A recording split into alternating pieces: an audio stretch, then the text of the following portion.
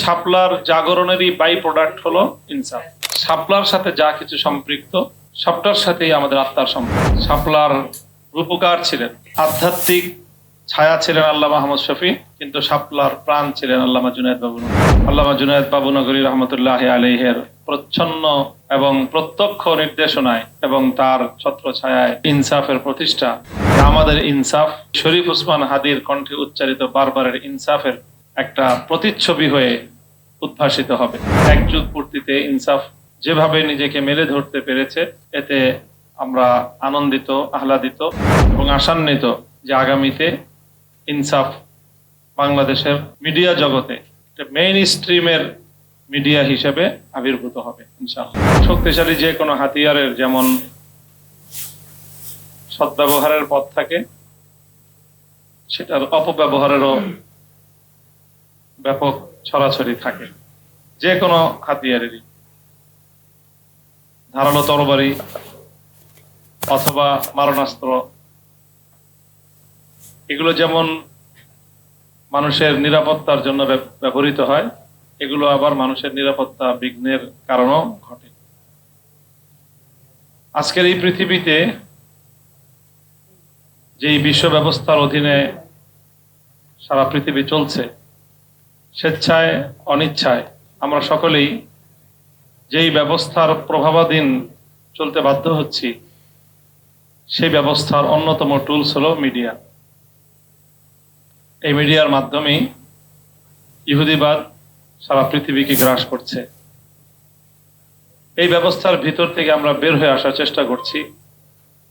উম্মাহ তার প্রাণান্তকর এক সংগ্রাম চালিয়ে যাচ্ছে এবং ইনশাআল্লাহ উম্মাহ এক সময় এই সংগ্রামে বিজয়ী হবে, সন্দেহের কোনো অবকাশ নেই। তো সেই বিজয়ের পথে অনেক ছোট ছোট ক্ষুদ্র ক্ষুদ্র পদক্ষেপগুলো এক সময় মহিরুহে পরিণত হয়েই বিজয়টা ত্বরান্বিত হবে। একটা বট গাছ, একটা মহিরুহ দিগন্ত প্রসারী তার অস্তিত্ব নিয়ে যখন সে বিশাল জনগোষ্ঠীকে, বিশাল প্রকৃতিকে সে প্রশ্রয় দেয়, তখন তো দেখতে তাকে অনেক বড় দেখা যায়। কিন্তু ওই বট গাছটা যখন মাটিতে সে প্রথিত হয়, যখন সে একটা অঙ্কুর হিসাবে উদ্গত হয়, তখন কিন্তু তার অস্তিত্ব খুবই ক্ষুদ্র থাকে। এরপরে ধীরে ধীরে সঠিক পরিচর্যার মধ্য দিয়ে এক সময় সেই ক্ষুদ্র অঙ্কুরটি একটা বিশাল মহিরুহে পরিণত হয়। তো আমাদের এরকম অনেক অজস্র ছোট ছোট পদক্ষেপ আছে।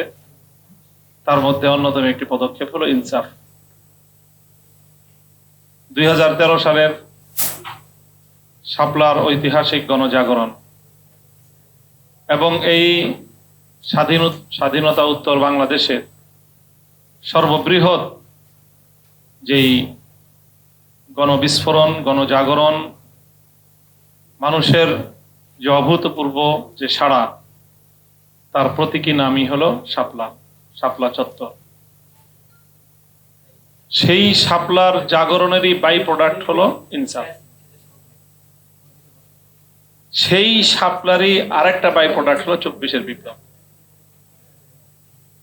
কাজেই এই শাপলা বাংলাদেশকে কি উপহার দিয়েছে আর কি উপহার দিতে পারে, 24-এর বিপ্লব পরবর্তী বাংলাদেশে দাঁড়িয়ে সেটা আজকে আমাদের উপলব্ধি করার যেমন বিষয়, সেটা ব্যক্ত করারও বিষয়।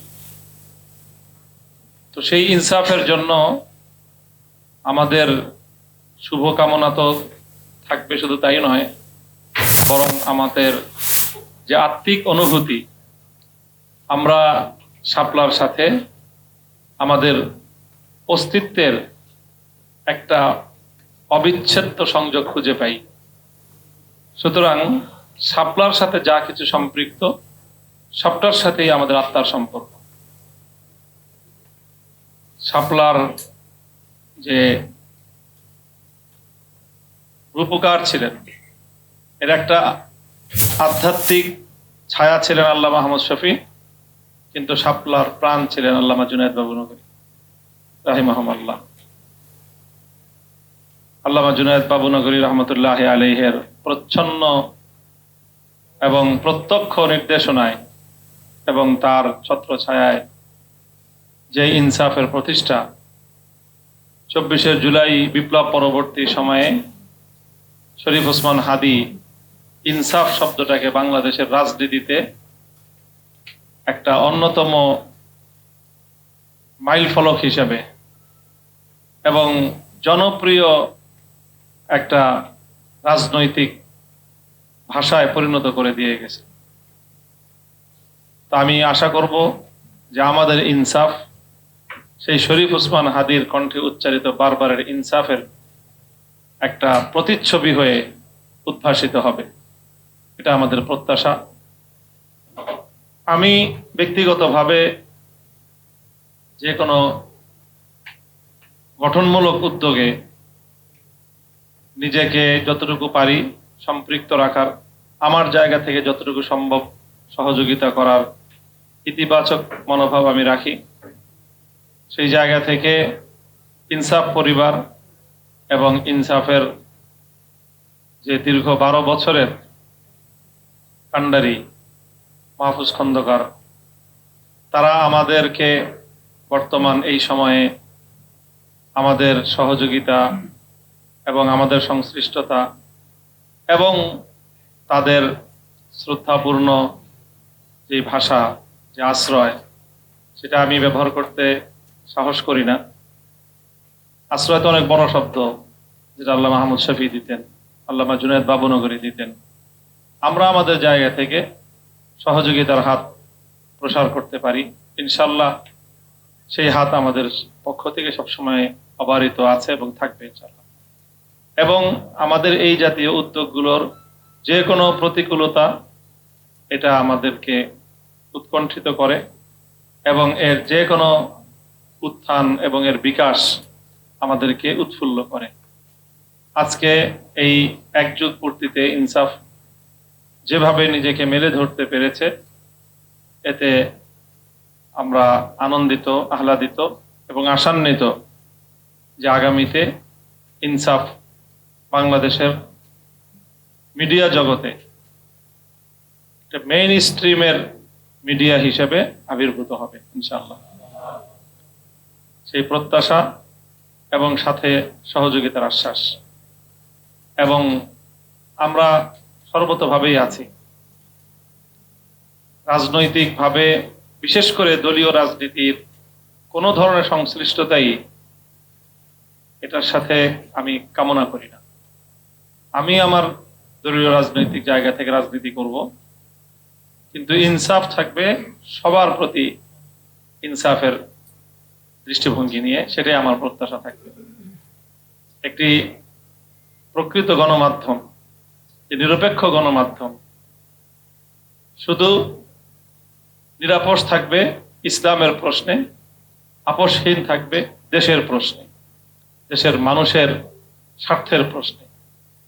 ইসলাম, দেশ, মানবতা, এই 3 প্রশ্নে আপোষহীন থাকবে, আর বাকি সকল ক্ষেত্রে সকলের সাথে মিলেমিশে, সকলের অংশগ্রহণমূলক অবস্থান নিয়ে, প্রান্তিকতা মুক্ত থেকে একটি ভারসাম্যপূর্ণ দৃষ্টিভঙ্গি নিয়ে ইনসাফ তার এই অগ্রযাত্রা অব্যাহত রাখবে, সেই প্রত্যাশা এবং সেই কামনা ব্যক্ত করছি। আমাদের ভাই মাহফুজ খন্দকারকে আল্লাহ পাক রব্বুল আলামিন আরো বেশি ভালো কাজের, আরো বলিষ্ঠ কাজের সাহস, হিম্মত এবং তৌফিক দান করুন। ইনসাফ পরিবারে যারা আছেন, আমাদের অনুজ, আমাদের সন্তান তুল্য, তাদের প্রতি অনেক অনেক শুভকামনা, অনেক দোয়া এবং তাদের কাছ থেকে আমাদের অনেক প্রত্যাশা যে তারা আগামী বাংলাদেশে মিডিয়া জগতে শক্তিশালী এক একজন গণমাধ্যম কর্মী হিসেবে আবির্ভূত হবে এবং দেশকে নাড়া দেওয়ার মতো অসংখ্য অগণিত কাজ তারা জাতিকে উপহার দিবে, সে আশাবাদ ব্যক্ত করছি। আবারও ইনসাফ এবং ইনসাফ সংশ্লিষ্ট প্রতিটি সংবাদ কর্মীর উজ্জ্বল ভবিষ্যৎ কামনা করছি। আল্লাহ তৌফিক দান করুন। ওয়া আখিরু দাওয়ানা আলহামদুলিল্লাহি রাব্বিল আলামিন। আসসালামু আলাইকুম ওয়া রাহমাতুল্লাহ।